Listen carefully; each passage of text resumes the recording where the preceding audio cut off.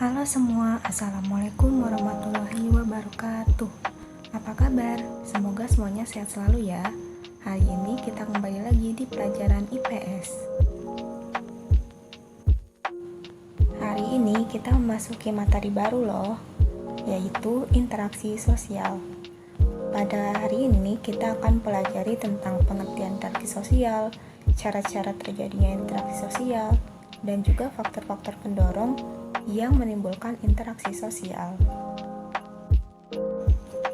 Manusia tidak bisa terlepas dari kehidupan bermasyarakat. Hal ini dikarenakan manusia merupakan makhluk sosial. Sebagai makhluk sosial, manusia berinteraksi untuk memenuhi kebutuhannya. Kebutuhan manusia terbagi menjadi dua, yaitu kebutuhan material dan kebutuhan spiritual. Lalu, apa sih pengertian dari interaksi sosial? Interaksi sosial adalah hubungan timbal balik oleh kedua belah pihak yang bertujuan untuk memenuhi kebutuhannya. Dalam interaksi sosial, harus saling respon ya. Jika yang satu bertanya, maka dia harus menjawab. Dilihat dari hubungannya, interaksi sosial terbagi menjadi tiga, yaitu antar orang dan perorangan, antar kelompok dengan perorangan, maupun antara kelompok dengan kelompok. Dilihat dari caranya, interaksi sosial terbagi menjadi dua, yaitu secara primer atau langsung, contohnya tatap muka atau bertemu langsung, dan secara sekunder atau tidak langsung, contohnya bisa dengan surat menyurat ataupun melalui telepon.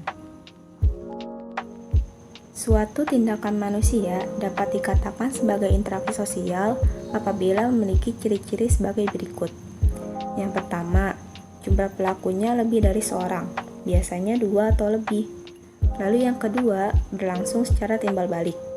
Yang ketiga, adanya komunikasi antar pelaku dengan menggunakan simbol-simbol yang disepakati. Simbol-simbol tersebut dapat berupa bahasa.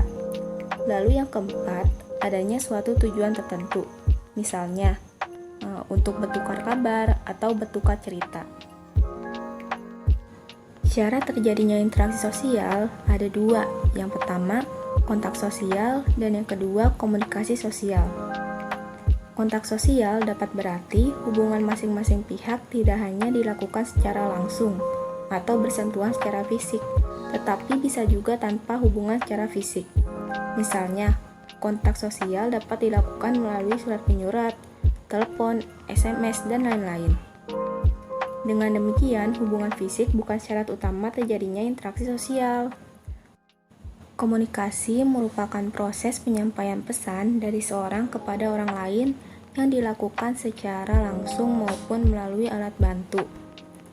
Tanpa adanya kedua syarat tersebut, interaksi sosial tidak akan terjadi.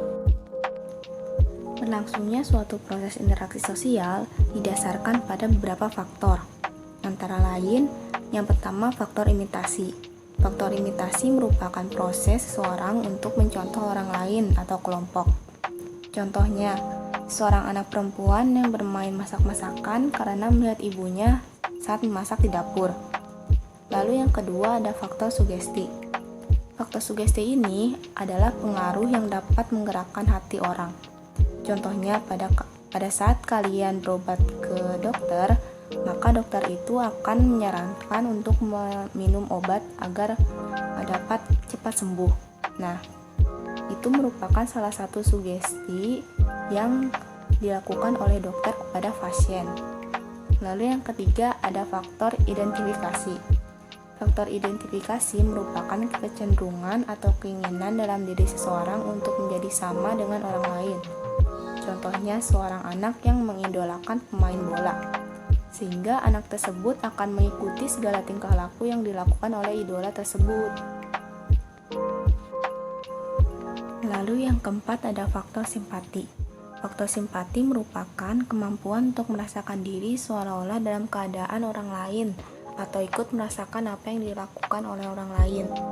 Contohnya, pada saat ada teman kita yang tertimpa musibah, maka kita akan ikut merasakan kesedihannya dan berusaha untuk membantu teman kalian. Sekian pemaparan materi pada hari ini. Kalau ada yang ingin ditanyakan bisa langsung di grup WA ya. Sekarang kita kembali lagi ke grup WA untuk melakukan diskusi singkat. Terima kasih, sampai jumpa minggu depan.